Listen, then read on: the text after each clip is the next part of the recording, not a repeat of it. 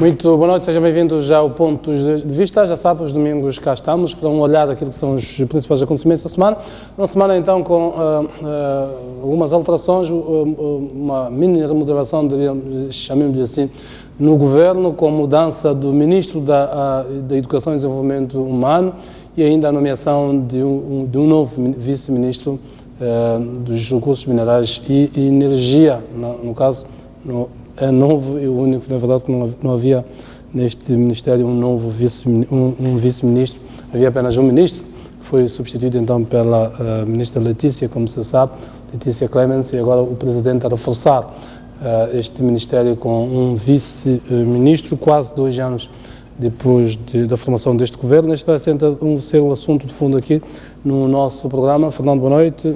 Vamos tentar os temas que... Comecemos pelo tema da semana. Fernando escolheu a CTA e o nosso banco, nomeadamente os pronunciamentos do presidente desta organização. Fernando. Boa noite. É assim, eu tenho que a CTA, no seu formato, é uma confederação de associações económicas e, portanto, todos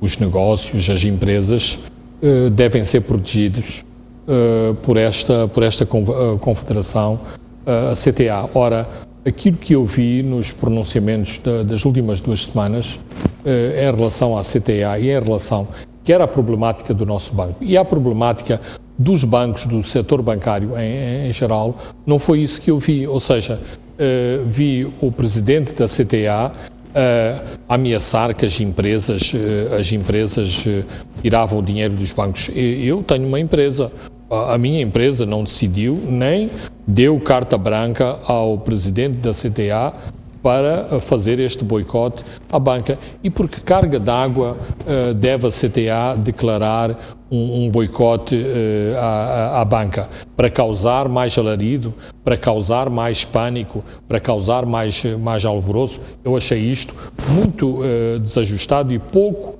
atinente à realidade que se criou com as situações do Moçambique e, sobretudo, do nosso banco. Ou seja, quando precisávamos de serenidade, de calma, e devo dizer que o Banco de Moçambique não ajudou muito a esta situação, porque tomou aquela atitude muito tradicional deste banco, muito arrogante, muito distante, muito de cima da cátedra. A segunda questão que me pareceu muito deselegante, eu num primeiro momento compreendi que a menção do próximo banco a cair teria sido um lapsus linguae. Mas, quando vi o reforço deste tipo de sugestão e com o nome do mesmo banco, dá para uma pessoa perceber, ou pelo menos ficar a desconfiar, que há uma perseguição em relação a este banco. Ora, ou uma atitude de falta de responsabilidade de quem está à frente de uma associação empresarial. Certo, e não só, quer dizer, hoje é um banco que é dito, és o próximo que vais falir. Amanhã pode ser, eu sou associado da CTA, ou seja, será que amanhã sou eu que saio aí no jornal pela boca de um responsável da CTA a ser eu próximo a falir? Então, eu penso que a CTA deve reformular o seu papel e tem um papel muito importante a jogar na nossa sociedade, deve distanciar-se mais do poder, deve distanciar-se mais da Frelimo, assumir-se mais na defesa de causas dos empresários, das empresas, e é assim que se deve posicionar. Ou seja, por exemplo, trabalhar a CTA, como depois veio a fazer, trabalhar com a Associação de Bancos, para, de facto, se escalpelizar o que é que se está a passar no sistema bancário, o que é que ditou estes problemas que aconteceram com 2 bancos, e só depois tomar uma posição. Ou devia estar devidamente informado antes para poder atempadamente tomar posições sobre o sistema bancário e sobre aquilo que o Banco de Moçambique fez, e não atuar como se fosse mais um espectador da situação e fazer umas declarações, sobretudo declarações que ainda tornam a situação mais complicada e aumentam o pânico das pessoas, porque aquilo que aconteceu foi que há 2 semanas houve claramente uma grande corrida dos depositantes aos bancos a levantar o seu dinheiro. Muito bem, isto é uma mensagem que há determinados cargos, pela suas suscetibilidades, exigem muita ponderação para pronunciamentos públicos por parte dos seus titulares, e fica aqui então sobretudo esta alerta, porque os mercados financeiros, como se costuma dizer, são muito suscetíveis. Não, vimos a catadupa de bancos que se viram forçados a emitir comunicados, a emitir comunicações aos seus colaboradores, a emitirem cartas aos seus clientes, a fazerem contactos personalizados com os seus principais clientes para os sensibilizar sobre a situação de cada um dos bancos. Fernando, vamos para o primeiro assunto que elegemos para esta noite. Como dissemos, houve mudanças ao nível do governo, 2 pedras foram mexidas, uma a entrar e outra, portanto, uma a sair, outra a entrar, obviamente.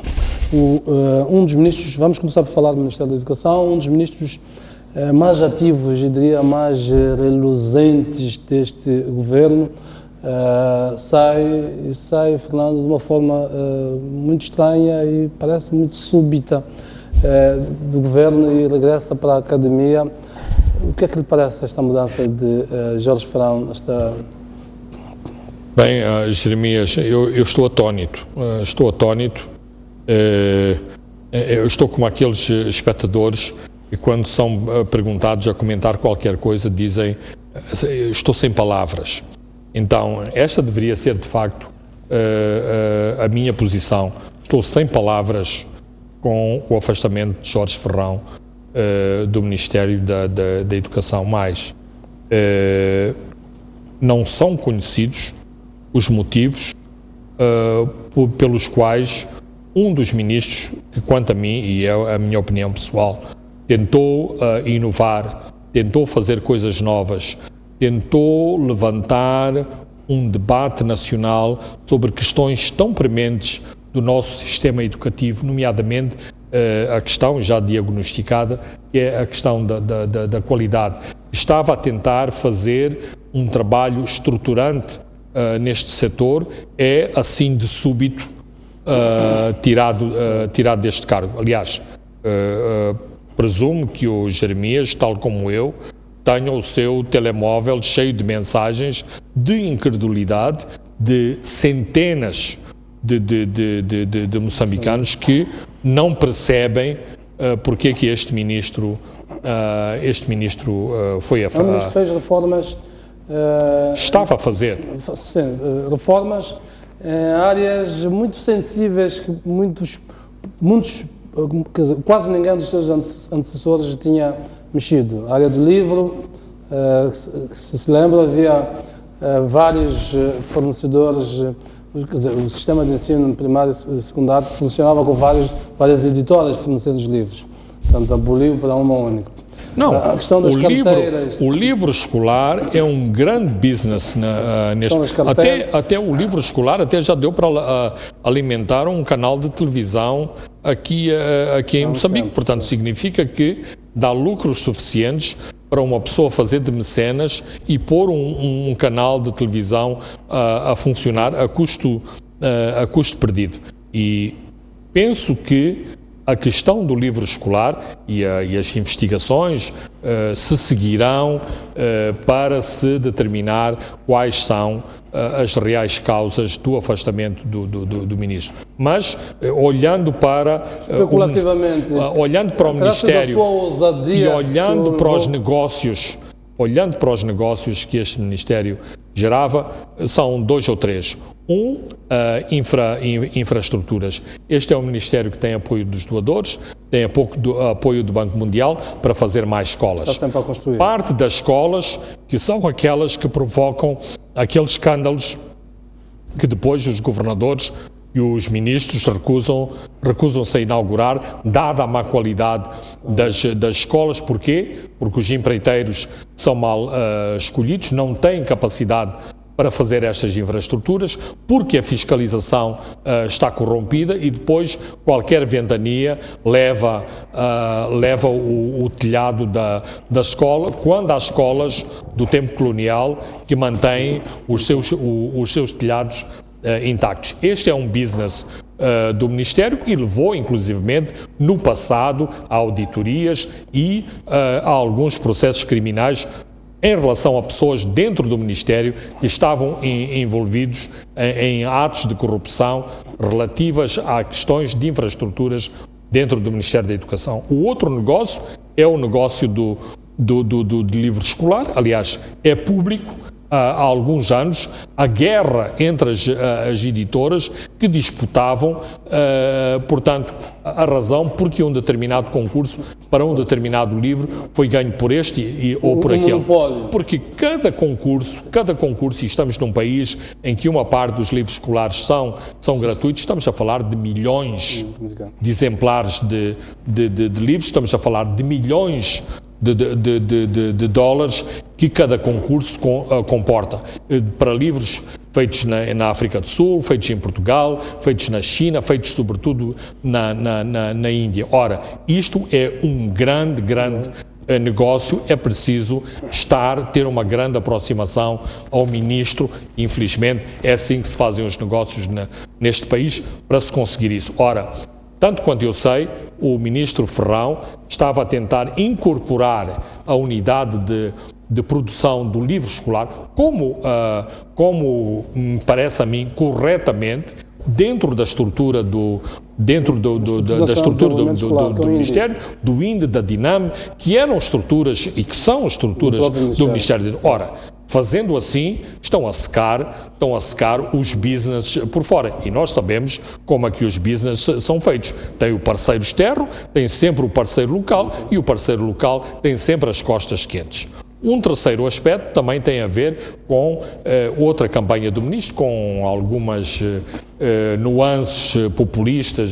Eu nunca achei piada a esta situação do ministro se sentar no chão para dizer que está solidário com as criancinhas que não têm carteira, de qualquer maneira. Que passa bem passa muito bem. Aliás, este ministro tem a seu favor uma forte componente de comunicação. Aliás, é a sua formação brasileira em comunicação. E é assim, com aquilo que está a ser feito no Ministério do Ambiente para estancar esta sangria de recursos florestais para o exterior, é possível fazerem-se coisas importantes em Moçambique, dar vida às serrações, dar mais empregos, produzirmos mais internamente, criarmos inclusivamente redes de solidariedade para a produção de carteiras, porque é uma vergonha para todos os moçambicanos vermos as nossas crianças a sentar no chão para assistir ou seja, aquela imagem romântica à volta do cajueiro com o quadro preto, isso é um bocadinho da luta armada e essas coisas, mas estamos há 40 anos independentes, temos que ter outro tipo de escola. E eu acho que também o ministro Ferrão, neste aspecto, ele queria trilhar os caminhos corretos. Ora, os caminhos corretos de fazer a carteira nacional emperram em mais outros negócios em relação à importação, porque a nossa burguesia compradora, o que está pronta sempre é para importar da China. Qual é o argumento? Mas os chineses fazem carteiras mais baratas que as carteiras moçambicanas, mas então porquê que, por exemplo, no caju não há uma sobretaxa sobre a exportação de caju em bruto para a China não, para a Índia, exatamente para tentar incentivar a comercialização do caju a desaguar nas fábricas nacionais. Portanto, acha que foi esta ousadia reformadora de Jorge Ferrão que levou o Presidente a ceder perante os lobbies do negócio em áreas que, como disse o Fernando, são áreas que os anteriores ministros não tocaram muito nelas? Não só as áreas do negócio e também uma maneira de estar. ou seja, de não se curvar muito, de não ter sempre a coluna vertebral de borracha, de fazer os salamaleques, das consultas, de ouvir aqui, de ouvir ali, de estar de acordo com isto, de estar de acordo com isto. Este era um ministro, não vou dizer que os ministros são independentes. Para já, os ministros pertencem a um órgão colegial que se chama Conselho de Ministros. O Conselho de Ministros tem um chefe muito claro lá, portanto, não são independentes, mas cada pessoa tem a sua personalidade e cada pessoa tem o seu sentido de independência. E era um ministro com um espírito independente. Eu diria quis levar que sim. Muito ao pé da letra esta ideia de que é possível chegar a um governo e tentar escapar aquelas teias que a política muitas vezes impõe sobre gente que tem mentes claramente. Nós estamos muito a quente a comentar a saída deste ministro. Certamente que nos próximos dias haverá muito mais de explorar em relação... A educação é um setor vital e matarmos uma pessoa que tem trabalho feito na educação, mostrou que tinha cometimento pela educação, não me parece muito interessante. Eu acho claramente que o Presidente andou muito mal nesta exoneração, mas o tipo de nomeação que fez é tipicamente a exoneração, a nomeação do Partido Marxista-Leninista. Vamos olhar para isso. Permita-me, para encerrar esta vertente, olhar para a UP. O Jorge Frão é nomeado para reitor da UP, portanto é o regresso dele à academia. Houve um processo eleitoral dentro da Universidade Pedagógica que culminou com a seleção daqueles 3 nomes num processo de votação, num processo democrático dentro. O que eu queria ver, a utilidade destes exercícios eleitorais internos, quando o Presidente pode ignorar a vontade democrática destas instituições e nomear quem quiser. Este velho debate, se o reitor de uma universidade é uma extensão do poder executivo, poder político ou do âmbito académico? Em primeiro lugar, eu acho que a academia tem que ter muito mais liberdade e tem que ter muito mais independência. E este processo de seleção, de votação, dos candidatos poderem ser votados e escolhidos no seio da academia, é um processo que encerra em si esta nuance de democracia.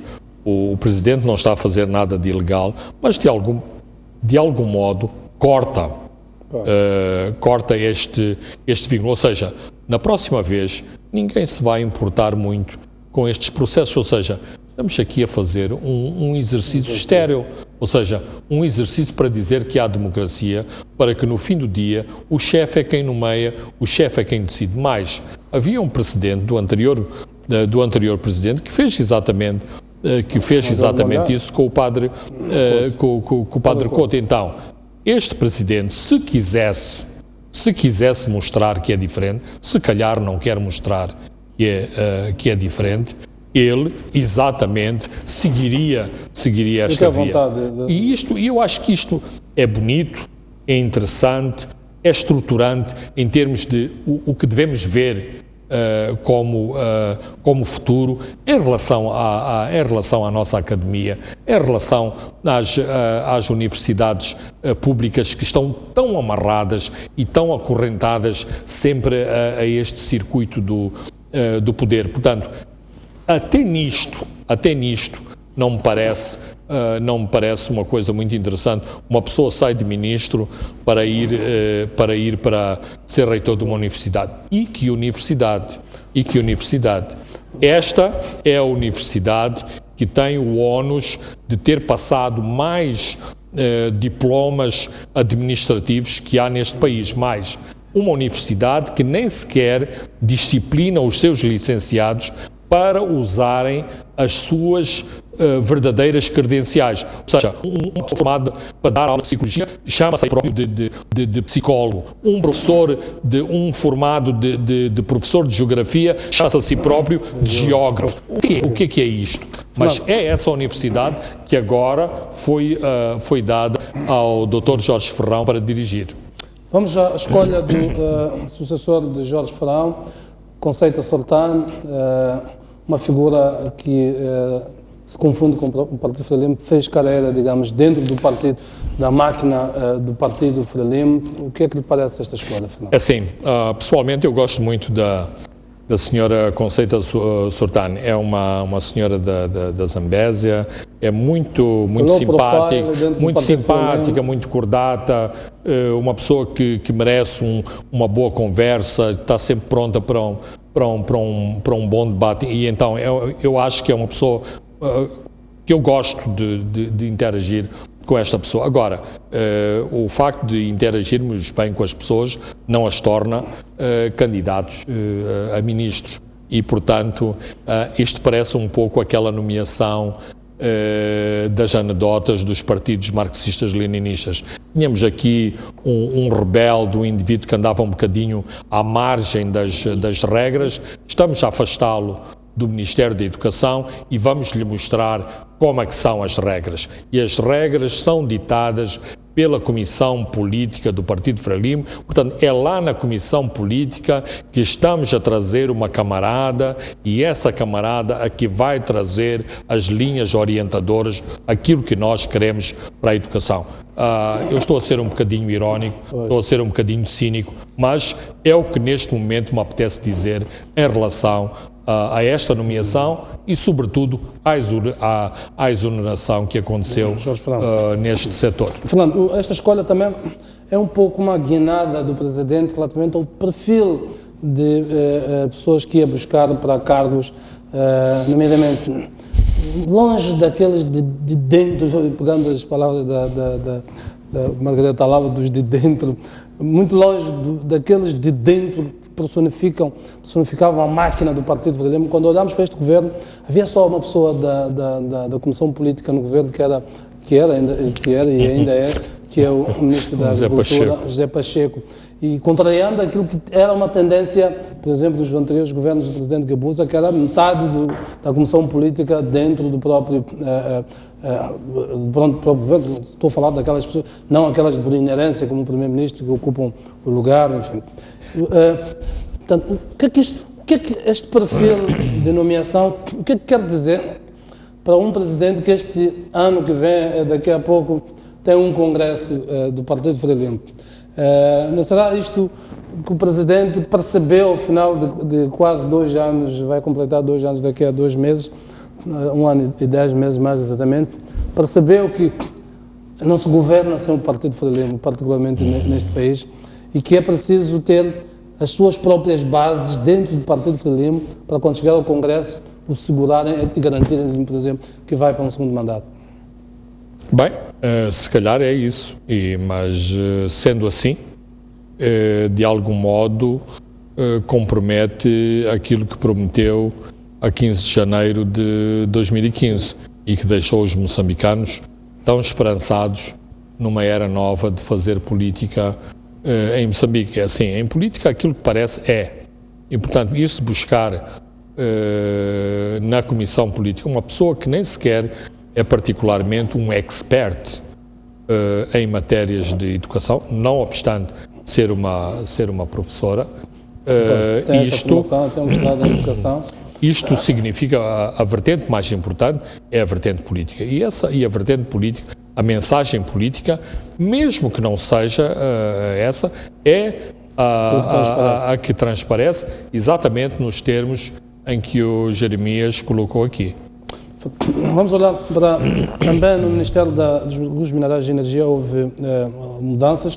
O Presidente colocou lá, finalmente, dada a dimensão deste Ministério, recursos minerais e energia. Só no anterior governo, recursos minerais tinha ministro e vice, com a fusão dos 2 ministérios que existiam anteriormente, recursos minerais e energia. O Presidente tinha só colocado lá um ministro, não havia um vice-ministro. Agora emenda a mão, portanto há um ministro. Há uma ministra, no caso a Letícia Clements, cuja nomeação muito debate suscitou, e agora coloca lá Augusto Sousa, que é, diria, um homem da casa, que foi PCA da EDN.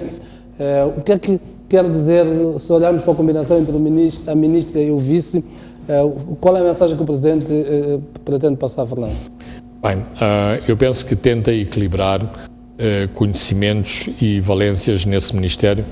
Como Jeremias disse, é um Ministério muito vasto e com muitas competências, saberes, especificidades. Então, um Ministério assim mais ancorado, penso que está muito melhor. Mas este é um dos Ministérios que foram acopladas áreas que anteriormente pertenciam a dois ministérios. O Augusto Fernando saiu um bocadinho pela porta de trás da EDM. Houve muita gente que achou que ele não foi corretamente exonerado. Quando eu digo corretamente exonerado, que não se reconheceu a sua capacidade, a sua competência, sendo ele uma pessoa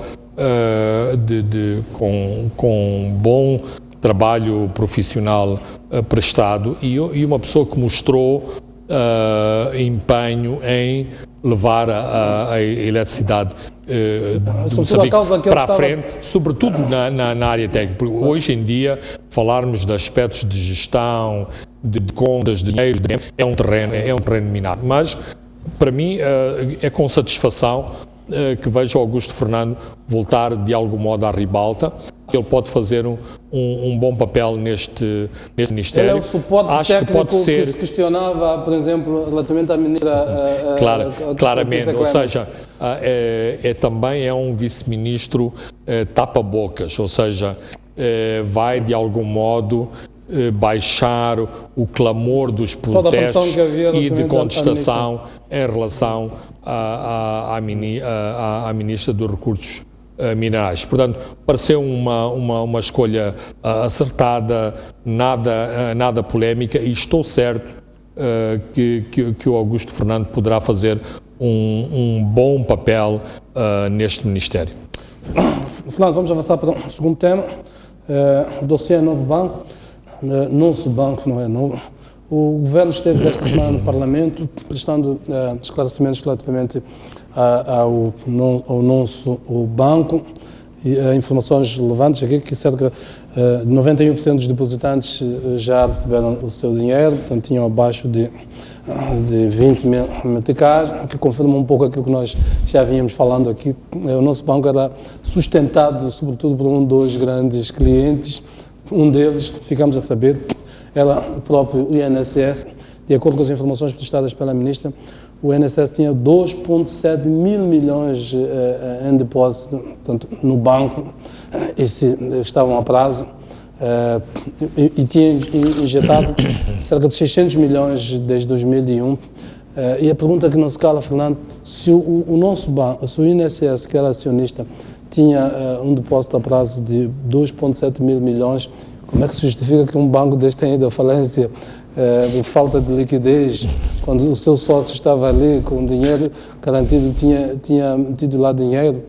Bem, Jeremias, é assim, há outras informações que nós não sabemos. Por exemplo, eu estava a consultar a lei da administração das falências ou da liquidação das instituições financeiras, e diz que a Comissão Liquidatária tem que publicar a lista dos credores. Ora, seria muito interessante também que publicasse a lista dos devedores, como no passado foi transmitido para a praça pública o nome dos devedores do Banco Austral. Aliás, talvez uma das razões que levou à morte do Siba Macuaco, porque aí está um dos segredos do nosso banco. Não é o conforto que um depósito de 36 milhões de dólares em moeda nacional feito pelo INSS neste banco dava o devido conforto, mas o desaparecimento da liquidez significa que a carteira dos devedores é certamente muito superior aos tais 36 milhões de dólares. O que nos conduz para um outro assunto que teremos que abordar, ou seja, que faltou uma gestão criteriosa. Completamente.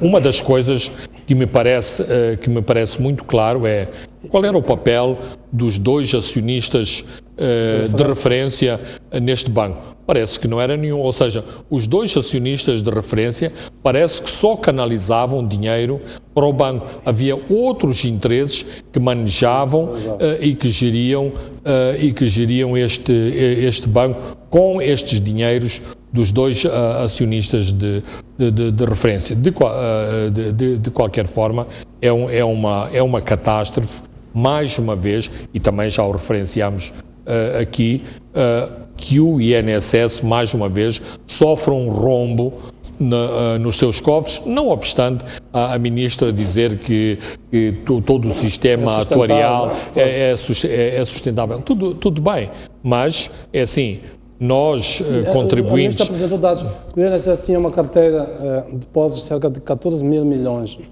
14 mil milhões, quando desaparecem 3 mil milhões... É assinalável, claro. Substancial. Portanto.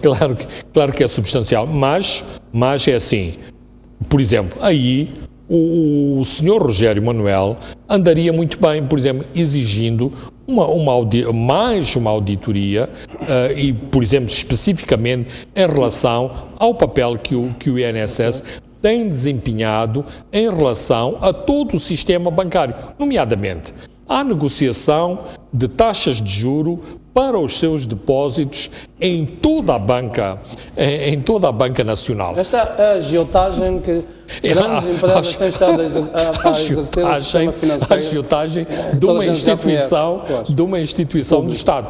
Em momentos cruciais, a movimentação de largas quantias de dinheiro em cheque por parte do INSS e que desestabilizaram o sistema bancário. Então, temos uma instituição do Estado que faz cair bancos, faz levantar bancos, promove interesses privados, como aqui é.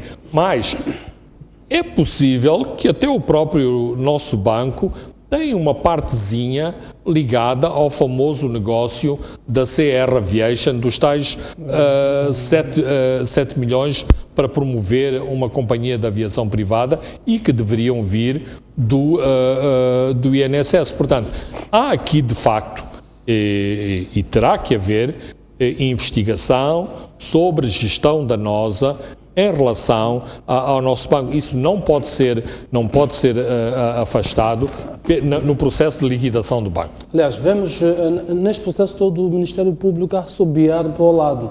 O primeiro está uma ação penal que tenha sido desencadeada, ela não é pública. Portanto, num processo desta natureza em que os contribuintes do Sistema de Segurança Social perdem 3 mil milhões, o Estado tem que entrar através do seu Ministério Público para pelo menos apurar em que moldes as opções de investimento foram feitas, em que moldes a gestão do nosso banco foi feita pelos próprios gestores que têm a responsabilidade em primeiro lugar. Portanto, e não ouvimos até agora que isso tenha acontecido. A nossa Procuradoria tem muitas limitações e esta área financeira não é propriamente o seu forte, mesmo durante o caso... Mas há empresas especializadas. Certo, mas digamos que a PGR também está muito emocionada sobre estes últimos acontecimentos, ou seja, parece que a PGR faz parte do bruá, do protesto popular e do espanto popular perante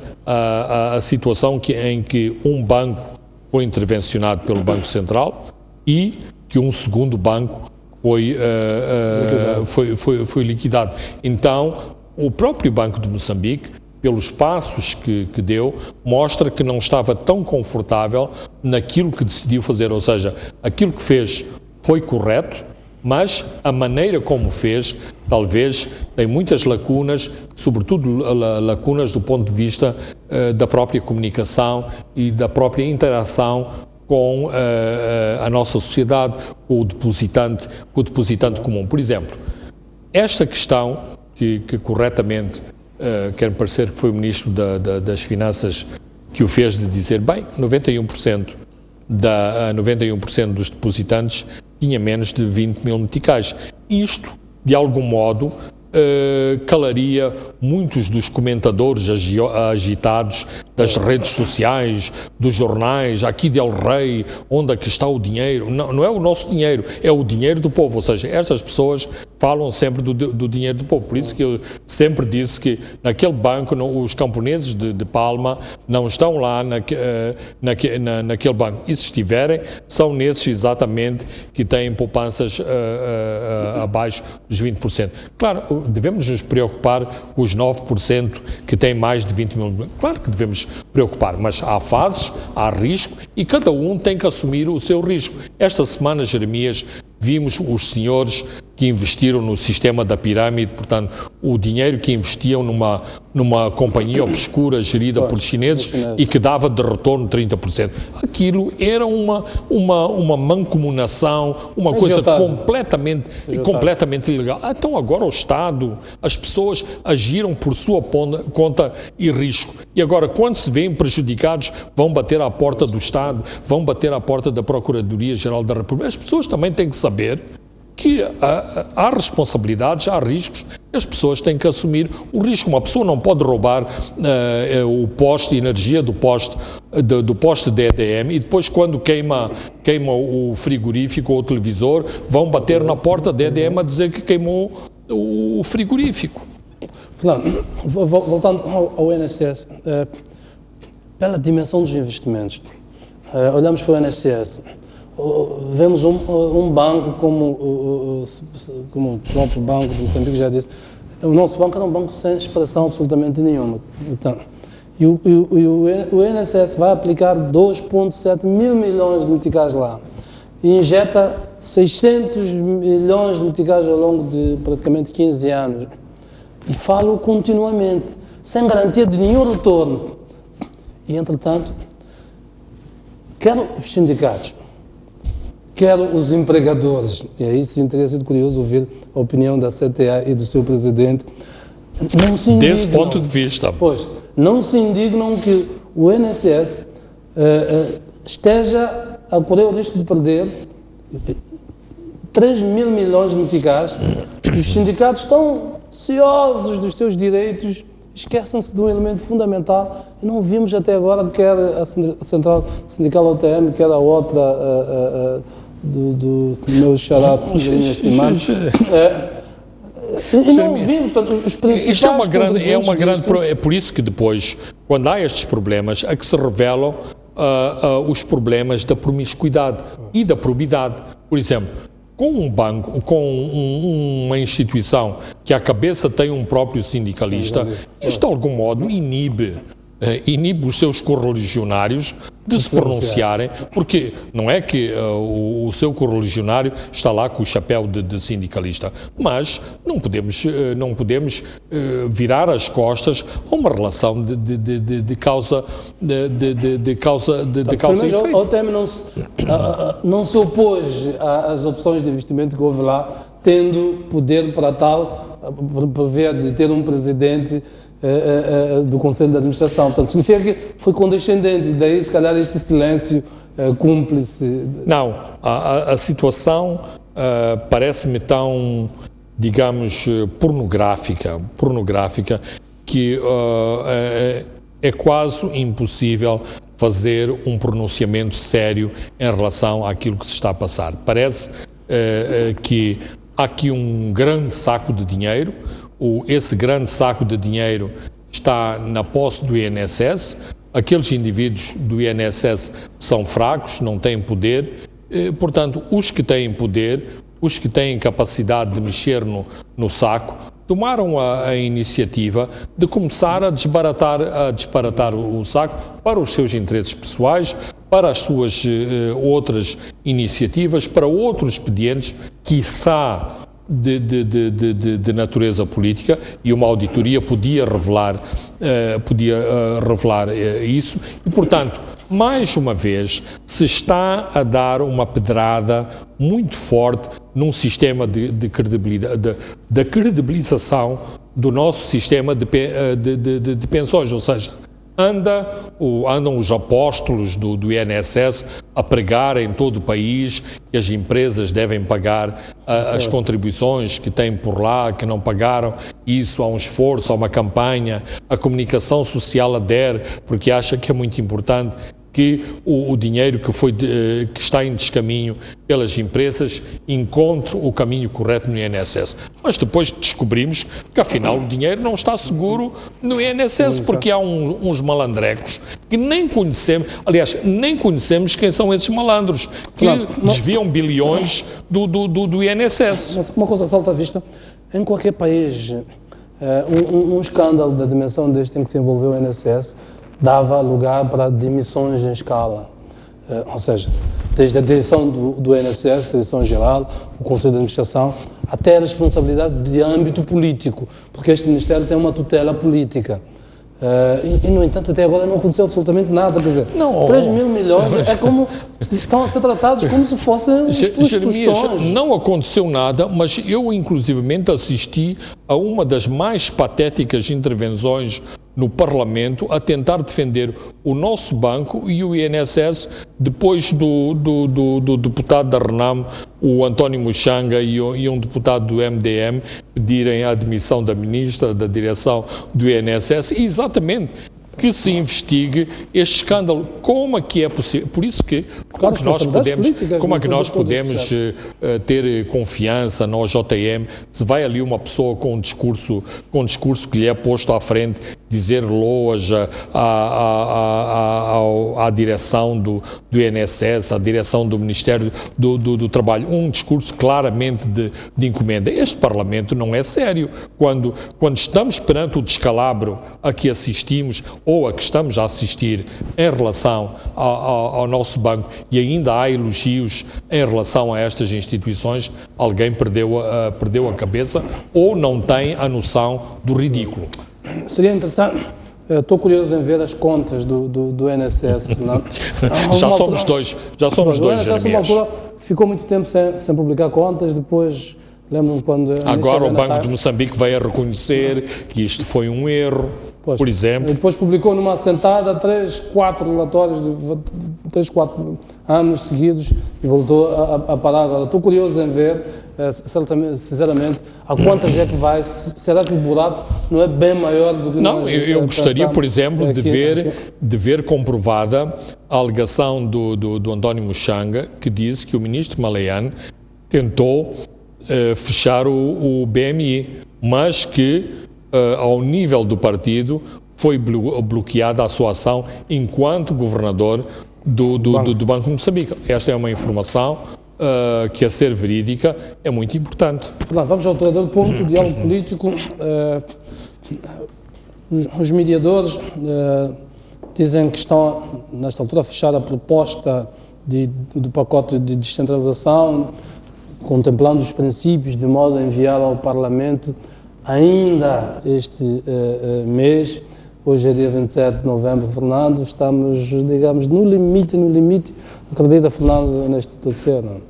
Bem, como se costuma dizer, e os moçambicanos cada vez mais têm esta palavra na ponta da língua, a esperança é a última a morrer. Mas também morre, Fernando. Também morre e, no entretanto, estão a morrer pessoas, mas depois de algumas semanas que eu diria de desânimo em relação ao próprio processo negocial, ao próprio papel dos mediadores, quer-me parecer que neste momento está toda a gente muito esperançada que finalmente saia algo de concreto e positivo em relação a estas rondas negociais do Hotel Avenida, porque há um documento que está a ser trabalhado, ou que foi trabalhado este fim de semana, por forma a harmonizar as posições de ambas as partes, e que basicamente o que é de algum modo, e não é muito alterado em relação a um documento que foi publicado pelo jornal Savana em relação ao processo de paz, que contém os princípios da descentralização. Os princípios da descentralização têm adstrito a si também uma noção de trégua que deve vir alocada aos princípios. E a questão dos governadores, que é uma questão que preocupa muito a Renamo, está contemplada dentro desta proposta de descentralização. Inclusivamente, há questões muito concretas que, de algum modo, afastam esta questão de ser o Presidente, de nomear 6 governadores, 3 governadores, até ao fim de novembro. Ou seja, é importante que sejam estabelecidos os princípios como estes governadores de futuro passarão a ser eleitos, nomeados, escolhidos pela Assembleia. Haverá certamente um arranjo que poderá ser feito entre o Presidente Nyusi e o Presidente Dhlakama em relação à questão de governar de agora até às eleições de 2019 e, portanto, é este o entendimento que está a tentar ser alcançado. Portanto, em termos conceptuais, o documento está quase pronto. Nada indica que não pode estar no Parlamento. Mas a pressão do tempo, Fernando, estamos em finais de novembro, esta sessão da Assembleia decora até para o dia 20 de dezembro, significa que, portanto, os mediadores estamos a falar de princípios, é preciso depois transformar isto num pacote legislativo. Quem faz as leis é a Assembleia da República. Certo, Jeremias. Se quisermos ter estas leis a serem aprovadas até o final desta sessão, parece-me completamente Jeremias, há muito trabalho de casa feito e que não acredita que até final desta sessão, lá para o dia 20, podemos ter as leis elaboradas e aprovadas? Se houver vontade política, é possível, porque existem... Pois, mas este é o elemento central. Existem os esboços de todas as leis, de todas as alterações às leis que são, se não me engano, 7 leis que é preciso mexer. Existe trabalho feito, quer trabalho feito por consultores, quer trabalho feito por indicação do Presidente da República, com contribuições muito importantes e muito válidas por parte da Renamo. O que é que falta? Falta exatamente o elemento de confiança. Por exemplo, a Renamo levanta a questão de e se o documento vai ao Parlamento e vai ser exercida a chamada ditadura do voto. Bem, a questão é o texto para ir à Assembleia, tal como aconteceu em relação ao texto de agosto, deve ser rubricado pelas partes, deve ser rubricado pelos mediadores. É um compromisso, e haverá... faça com que a Assembleia vá chancelar. Exato, ou seja, não é na humilhação e num cenário que a Assembleia limita-se a pôr lá os carimbos, mas, de algum modo, pretende dar uma garantia à Renamo de que todo o trabalho da Comissão não foi um trabalho em vão. Mas a comunidade internacional chancelaria este compromisso que é levado à Assembleia da República. Portanto, criando... Não é um quadro muito otimista, Fernando. Estamos a falar de um pacote de 7 leis, dentre as quais a Constituição da República, que estabelece que é preciso apresentar uma proposta 90 dias antes, tudo isso e tal. Não é um cenário muito otimista para o tempo disponível? Até agora, Jeremias, só falámos do cenário otimista. Amanhã mesmo, a Renamo pode rasgar, ou o Governo pode rasgar este documento e dizer não, as leis estão... Aliás, na última sessão da Assembleia da República, há um deputado da Frelipe que fez um discurso muito contundente, pondo em causa, em última análise, todos estes arranjos que estão a ser feitos à mesa negocial. Esses são os focos de resistência que são normais, Fernando. Sim, não sei se fogo fato. Todos os deputados estarão que foram soberanamente eleitos estarão a gostar de um cenário em que são espectadores, pura e simplesmente, e estão ali só para chancelar o que está a ser discutido. Mesmo que seja uma orientação ao nível das bancadas, dos partidos, das direções dos partidos, há pessoas que têm vozes próprias. Ainda agora falávamos do Jorge Ferrão, no Ministério da Educação. Há muitos, digamos, Jorges Ferrão, digamos, em várias instituições, incluindo a Assembleia. Haverá gente que não olhe com bons olhos para isto, até pelas experiências negativas de um passado recente em que a Assembleia foi colocada a fazer exatamente esse jogo no pacote eleitoral, tudo isto e tal. E qual foi o resultado? Nada. Não, claramente precisamos de ver as coisas nos dois cenários. Digamos que o mood, o clima que foi criado nos últimos dias é um clima muito positivo, mas, atenção, tal como se criou este clima positivo, amanhã é isso. Cada uma das partes, agora está na moda usar a palavra soberana, é soberana para rasgar o documento e lá terá que o Sr. Mário Raffaelli andar mais uma vez no vai e vem entre as partes a tentar estabelecer um consenso, mas para que seja entendido pelos telespectadores, e há, digamos, um momento bastante sério. Por exemplo, o Governo durante 2 meses mostrou muito pouco interesse em cooperar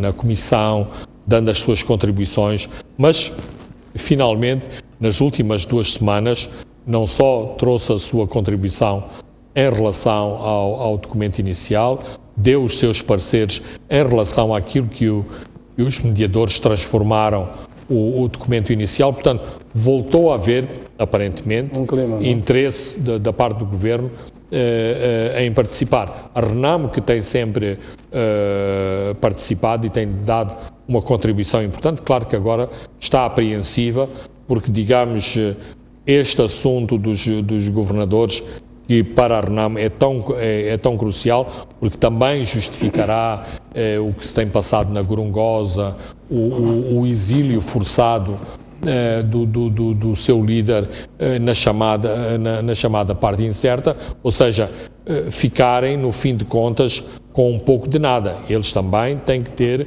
se sentirem que contribuíram com algo para uma mudança política substancial neste país, porque aquilo que se está a tentar fazer, e é um assunto que é apadrinhado por ambos os lados, porque a questão da descentralização não é apenas uma questão da RENAMO. A própria Frelimo, em momentos distintos, tentou avançar com este processo e, por culpa própria, perdeu inclusivamente a iniciativa em relação à descentralização. Portanto, todos temos a ganhar com a questão da descentralização. A questão que eu colocava é, se este processo todo feito às pressas, e vimos em 2013, 2014, na véspera das eleições, o quão foi nefasto um processo fechado às pressas com aquele acordo de 5 de setembro de 2014, acho que é isso. A minha pergunta é esta, se é preciso fechar este pacote e depois o Governo dar as garantias à RENAMO e nomear governadores, é preciso lembrar que a RENAMO ainda tem os seus homens armados no mato, quer dizer, e o Governo vai dizer assim, ok, eu estou a fazer o teu jogo, estou a nomear os teus governadores. O elemento essencial do conflito permanece latente, que são os homens que estão no mato. Eu te nomeio governadores, depois tu não cooperas mais comigo, ou seja, há aqui vários elementos que é preciso ter... Não, há muitos elementos que é preciso ter em consideração, e esse é um dos elementos fundamentais, ou seja, aquilo que se pretende no fim do dia é que exatamente acabem ou sejam eliminadas as raízes do conflito. Eliminadas as raízes do conflito significa inclusão, mas ao mesmo tempo que há inclusão, que os focos de tensão, nomeadamente de tensão armada, desapareçam. E aquilo que aconteceu em setembro de 2014 foi nunca estiveram criadas as condições para a RENAMO de pôr as armas. Fernando, vamos terminar por aqui, o tempo já expirou, vamos certamente continuar a acompanhar este assunto na próxima semana, quando voltarmos por aqui, já será o mês de dezembro, portanto, vamos olhar com muita expectativa o que é que sucede nesta semana, se de facto este documento de princípio já é assumido pelas duas partes na mesa do diálogo, que é conduzido à Assembleia da República, e depois vai ser um frenético mês de dezembro ao nível do Parlamento. Onde a meio do mês começamos a desacelerar nos trabalhos, nas empresas, nas repartições. E estou curioso, gostava que o meu ceticismo me desmentisse no fim relativamente a este processo. Não, temos que fazer força. Exato, eu gostava de facto nisso. Mas os interesses são supremos que estão em jogo relativamente a um ceticismo individual, mas é um ceticismo que me assiste, tal como me assistiu quando houve aquele acordo de 5 de setembro entre o Governo e a Erdão. Muito bem, vamos terminar por aqui com esta promessa então de nos voltarmos a encontrar aqui domingo em termos de pontos de vista neste mesmo espaço. Boa noite, uma boa semana de trabalho a todos. Até lá.